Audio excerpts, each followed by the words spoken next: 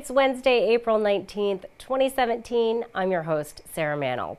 We have a great show in store for you today. First up, we will chat with Public Health Director Tom McKean. He's going to tell us all about the latest restaurant ratings. Then we'll get the latest real estate numbers for Barnstable County from Register of Deeds, Jack Mead. All of that on this episode of Barnstable Today. But first, let's go ahead and get a look at today's top headlines. Local artists have the chance to unplug and spend some time on Sandy Neck Beach. The town of Barnstable and the Cape Cod Art Association are offering day excursions to the house at the halfway point on Sandy Neck Beach next month.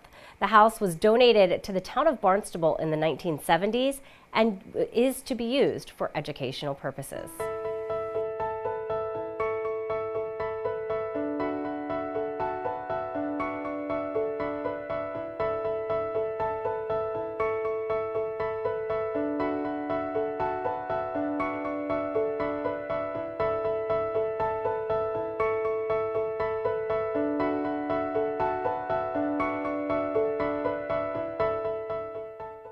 We rehabbed the structure and now we're using it for nonprofit groups to come out here and use it as a base for either educational purposes. Certainly environmental education is a great use of it, and then these artist groups have been coming out for a number of years now, so it's sort of morphed into, I think it's always maintained the use requirement when it was initially given to the town. It's always had a really productive and constructive use. It's just sort of morphed into this new place, and it's beautiful. It's wonderful. People love it coming out here. I hear about it for years and years after they come out and enjoy this place.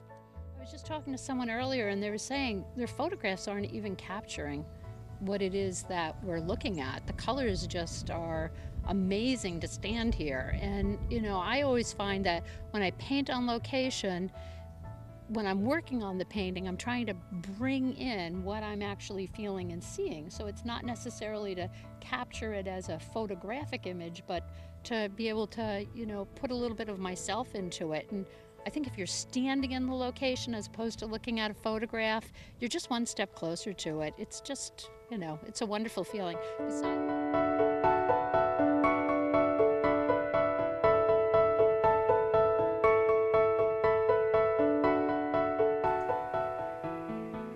Those views, though, what an amazing opportunity. The next artist excursion is May 5th. To get an application and to learn more about the program, you can visit artsbarnstable.com. Homeless Not Hopeless hopes to establish a group home on Chase Street in Hyannis. The proposal will go before the Site Plan Review Committee this week. The educational group residents will house no more than 8 men or women and a resident manager. Site Plan Review meets at 9 Thursday, April 20th in the Town Hall hearing room. Well, do you think your dog has what it takes to be Barnstable's best dog? Barnstable's Best Dog contest began earlier this month.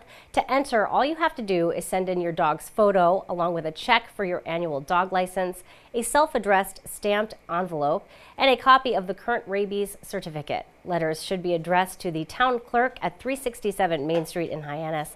Don't forget to stop by and to cast your vote as well. The contest ends May 1st. Once the contest is complete, the clerk's office will return the photo and the new dog tag to you. The Cape Cod Oral Rabies Vaccination Program is distributing rabies vaccine bait packets in an effort to reduce rabies in wildlife. If you find a vaccine bait packet, just use a towel or gloves to pick it up and throw it into the woods where children and pets won't find it. If you don't have a suitable place to dispose of it, you can dispose of the bait in the trash can. Of course, wash your hands thoroughly after handling the vaccine bait package. If your pet has eaten or had contact with a bait, it is not harmful to them, but please report that contact to the Cape Cod Rabies Program. Also make sure your cats and dogs and other pets have received their rabies vaccinations as well. Up next, we're going to chat with Public Health Director Tom McKean. He's going to tell us more about the latest restaurant ratings.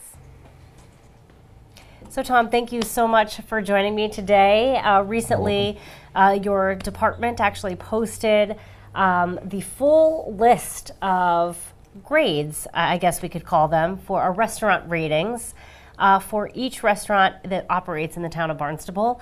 Let's talk a little bit about the program before we delve into specifics about the ratings. This has been going on in the town of Barnstable for about 10 years now. Yes, we started in the year 2007, so exactly 10 years.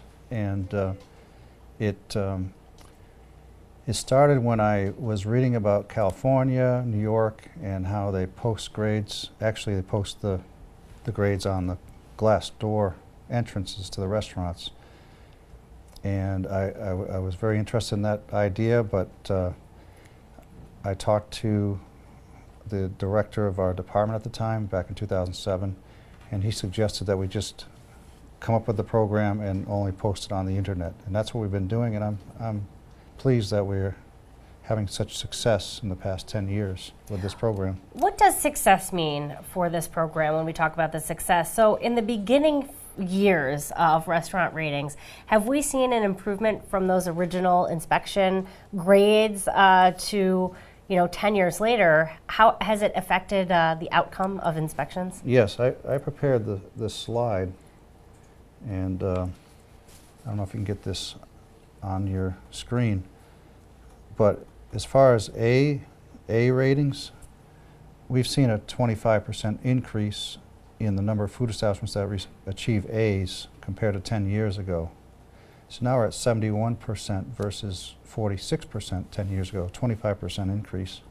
The same with the failure ratings, we've seen a decrease. Really, less restaurants are failing because, Yes. Having a sort of that, I can't think of the word I'm looking for, but it's just having that oversight, allowing the public to see it, really is incentive to make sure you pass those inspections and not just barely. So when we talk about failing inspections, let's go ahead and go through the rating keys. So the highest grade is, of course, an A. That's 0 critical violations and no more than 3 non-critical violations. Correct. Can you clarify for me, what's the difference between a non-critical and a critical violation? Sure. This is an inspection report form that we use when inspecting food establishments. Essentially, a critical violation is something that can lead to a foodborne illness, such as not washing their hands properly, or not keeping foods at proper temperatures, not keeping foods covered. Those are critical violations. And the non-critical violations, for example, would be if there's debris on the floor underneath the counter, or a cracked wall board, or something like that, something that's minor, that won't directly cause a foodborne illness if it's not corrected. So critical violations must be corrected within 24 hours. Now, looking here, so I'm looking at, so that would be an A. So you get 0 critical violations, no more than 3 non-critical violations. Is this for a period of 1 year, or is it each inspection? Each inspection. I have to correct what I just said, not 24 hours. If a critical violation can be corrected immediately, it must be corrected immediately. If there's something that involves construction, but if it's a critical violation, it has to be corrected as soon as possible. And the reason I said 24 hours is if someone has too many critical violations, the inspector automatically goes back the next day to make sure they're corrected, that they're all corrected. How many times a year is each restaurant inspected? Once every 6 months, so twice a year. So these grades are posted twice a year. Interesting. And are they each inspection, so it's twice a year that they're inspected, are they informed when they're going to be inspected, or is it unannounced? These are unannounced. We will not post a grade if it's announced. If it's say it's a summer restaurant and they call and schedule an appointment to open the restaurant for the summer, that's not a graded inspection. It's only when the inspector goes there unannounced, nobody knows they're coming. And that inspection is just a snapshot in time, but that's all we have to go by to figure out how well they're complying with the state and federal regulations for food establishments. Looking down, so then we go to the rating B, which is the next highest. 1 critical violation and less than 4 non-critical violations. Or if there's no critical violations, you can have 4 to 6 non-critical violations. So really, I mean, here, if someone's getting a B, you're right, they could have had sort of, it is a snapshot in time, so they could have had something happen that isn't typical of the way they run their business. So really, that's still a pretty good rating, a B. It is. I would, if an establishment has a B or an A, I would not think twice about continuing being a customer at that establishment. That's very good. What would a C be? A C would be 2 critical violations and less than 9 non-critical. So, so we're it's starting this to get could be marginal there, but what was I going to say? That I wanted to let everybody know that after several meetings with professional staff and others, we came up with this system. Other towns, such as the city of Newton, they use a point system that they worked on for a long time, and I'm not sure what Yarmouth is going to use with their new system. I think they're looking at points. But we after 10 years, we still feel that this is a good system. In Newton, what's interesting is they don't give out grades, they give out words, excellent versus superb, for example. And even in Newton, if you get an excellent, that's a B, that's comparable to a B. The highest is superb. So really. So So we have pretty good standards here. Oh, I feel think so. very confident when I visit a restaurant, seeing some of these ratings. We do have a couple that are on probation in the town of Barnstable, and there is no A, B, C, and then probation. There is no failing grade here. What does it mean when you're on probation? That means they actually did fail. They had 3 or more critical violations. 9 or more non-critical violations will result in F also. That means they did poorly. If you see a PR on the report, in which there were 6 in town, that means they actually failed. And they're on probation, which means they're being monitored very carefully and for 6 months. And hopefully that grade will come up higher on the next report. now, when you say they're monitored very closely, do they have extra inspections than other restaurants do if they're on probation? Yes. So not only does the inspector go back in 24 hours, but they go back on a regular basis, monthly, for example, to make sure that they're getting their violations, make sure the violations are corrected and maintained at a higher level. But they have to wait 6 months to get their grade cleared to make sure it's up to par. So if the second 6 months, in other words, say they have a failure, 6 months later, unannounced again, they find, excuse me, that it's failed again, we have a procedure in place that they have to go to a hearing to the Board of Health, and the Board of Health determines if they're going to be suspended or for how many days they're going to be suspended. And usually it's a minimum of 2 days or 2 or 3 days suspension, depending on how serious it is. Interesting. Well, thank you for joining us today, telling us everything we need to know, and of course we should let our viewers know if they want to take a look. This is available, of course, on the town's website. You can click through to the Health Division section of the website and you have a link to that. Thank you so much for joining us today. We really appreciate it, learning more about these restaurant ratings and how we can see how our favorite establishments are doing. You're welcome. My guest today, Director of Public Health, Tom McKean. I don't know if you want to... March was a really great month for real estate in Barnstable County. We're going to find out more with Register of Deeds, Jack Mead. Joining me now over the phone, Register of Deeds, Jack Mead. Jack, looking over the numbers for the latest real estate numbers for Barnstable County, looking like it was a pretty good month for the month of March. Very solid month of March 2017. We were up nearly 20% in the total volume of activity compared to a year ago, and the value of sales is up 16.9, basically 17% from last year. resulted in an individual sales value up 10% over the previous year. So very strong month. That's a lot of good news to take in. Looking about the volume of sales, you know, when we compare these numbers, we're comparing them to the same time last year. So this isn't like we can say, well, it's finally springtime, because also we know that the month of March was pretty darn cold here in in the county of Barnstable. So, you know, really, that's kind of an amazing feat, I think, for the real estate market. Well, you know, we were down in February, so we made up for it a little bit in March. So, you know, but for the year to date, we're up over 8%, you know, in terms of volume, which is really great. And you know, it means, you know, the market is still, you know, cooking along, or, you know, at a decent level, and so I'm confident and hopeful that that will continue.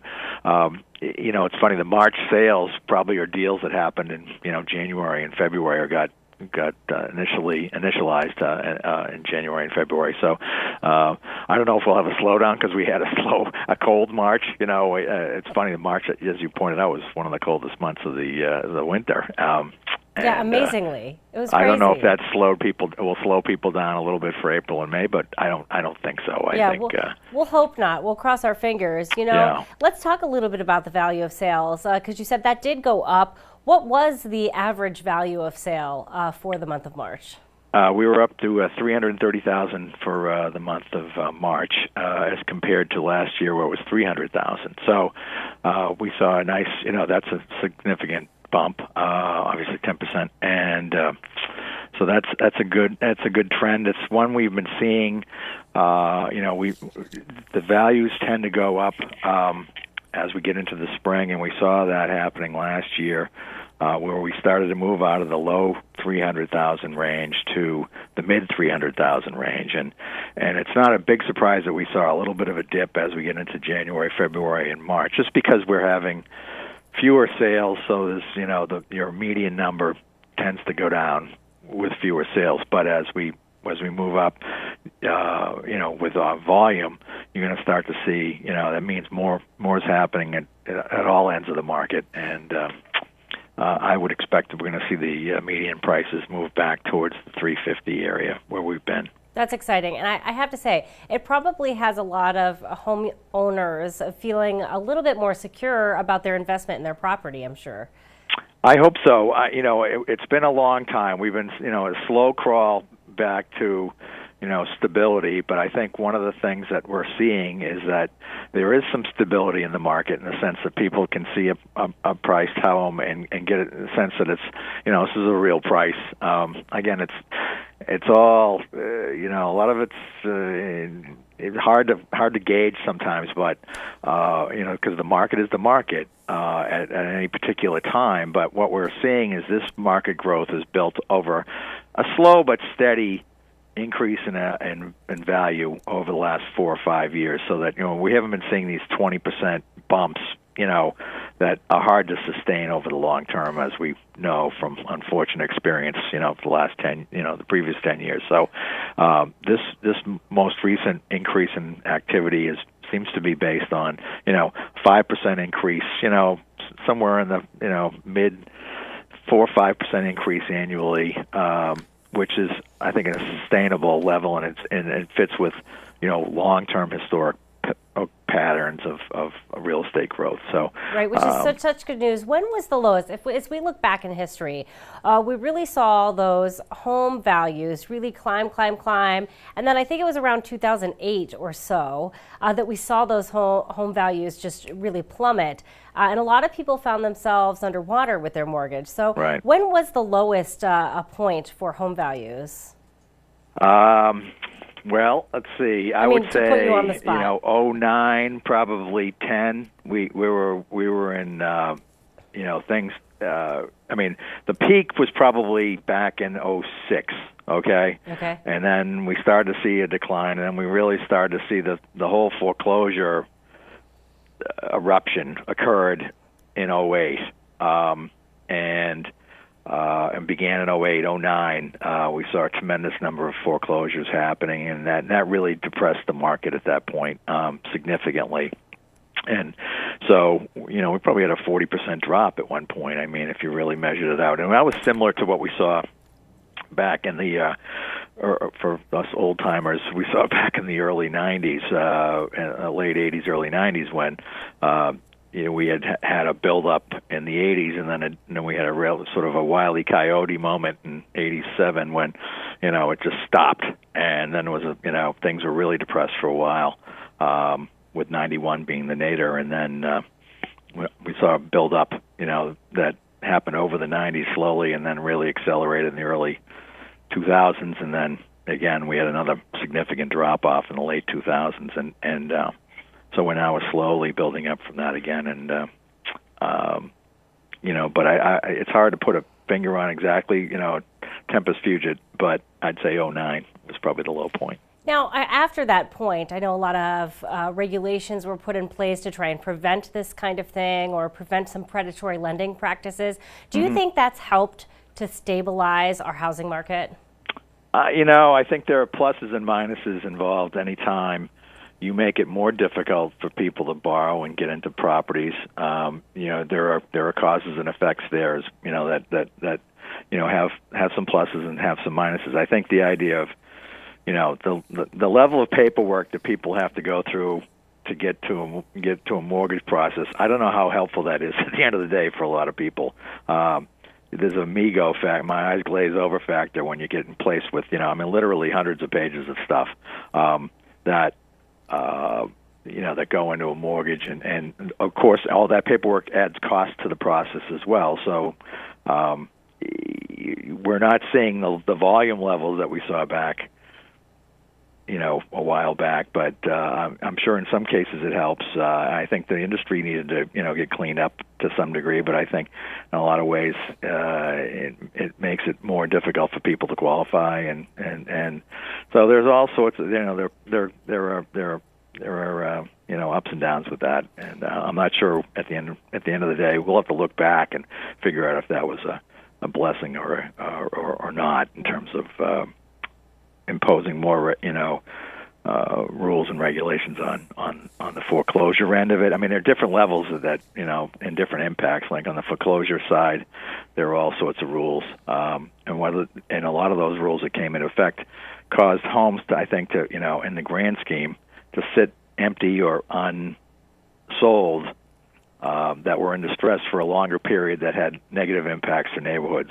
Right, because you don't want a foreclosed home that's sitting empty and obviously Right, it could be run right. down, sort of drawing down the prices of homes nearby. Right. I mean, there you know, there may have been benefits for the people involved, whether they were, you know, wrongly being foreclosed or whatever, and they could maybe fight that. And in some cases, they were, you know, they weren't paying the mortgages, and that unfortunately is the fact of life with mortgages. So, but in the end, if the process gets stretched out and it took much longer for a foreclosed property or to get, you know, through the process, that was bringing down property values, you know, in the neighborhoods affected as well, and I don't think that's a good thing either. So there are those are some of the negative consequences that, you know, somebody doing an economic study later on could, you know, validate or invalidate. But those, you know, from just a you know anecdotal look, it does, you know, and I know we talked about this in properties and, you know, in some of the cities and stuff that were more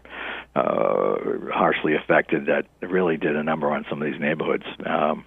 And so there are, you know, when houses are abandoned or left not able to get sold quickly, then there is, you know, a real problem for the rest of the neighborhood involved. So, well, thank you for kind of giving it over and kind of taking a look at the past and the trends, and very excited to see such great numbers, Barnstable County real estate numbers for the month of March. Knock on wood, we'll be able to have the same report or even better next month. Awesome. Well, thanks for taking the time with us, Jack. We really appreciate it. All right, Sarah. Talk to you soon. Thank you. Take care. All right, bye-bye. Bye-bye.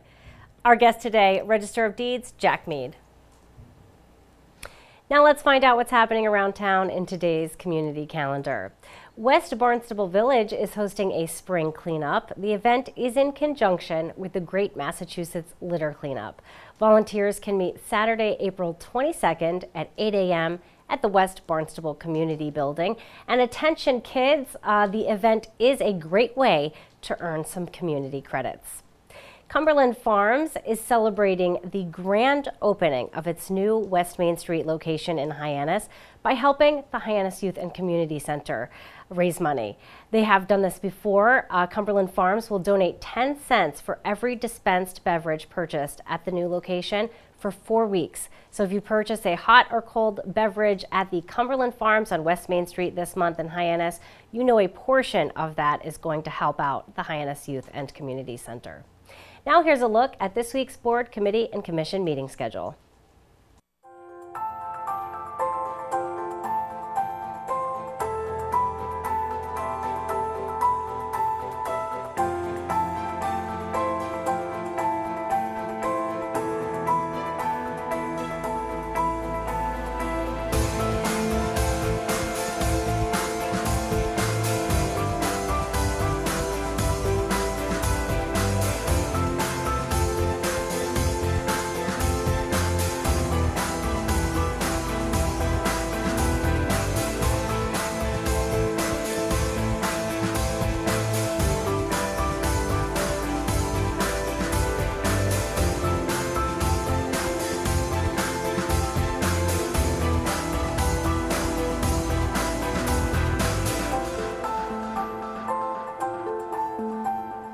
Well, thanks for joining us today. We're going to be back tomorrow with another great show for you. On tomorrow's show, we will chat with Town Manager Mark Ells.